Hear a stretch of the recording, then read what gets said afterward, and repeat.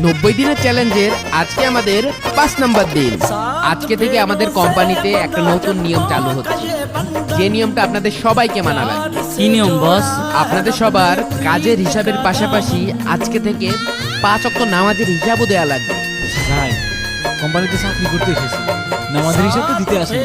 ঠিক আছে, আপনারা সবাই এখন আসতে পারেন। জি বস, আসসালামু আলাইকুম। আমি ভাই কোনো নামাজের হিসাব দিতে পারবো না। আরে ভাই, কাদের হিসাবে ঠিক করে দিতে পারি না, নামাজের হিসাব কখন দেবো? আমিও যে কি করব বুঝতে পারছি না। স্যার আসবো? এই তোমরাও আসো। এরা সবাই একসাথে বলবে না? বস, আমি আপনাকে নামাজের হিসাবও দিতে পারছি না, আর আপনার এই কোম্পানিতে চাকরিও করতে পারছি না। বস আমারটাও। এই যে বস, আমারটাও। এই চলো সবাই, এখানে আর কাজ করবো না। দাঁড়াও, আমি আপনাদের কাছে সামান্য নামাজের হিসাব চাওয়ার কারণে আপনারা আমার কোম্পানি ছেড়ে চলে যাচ্ছেন?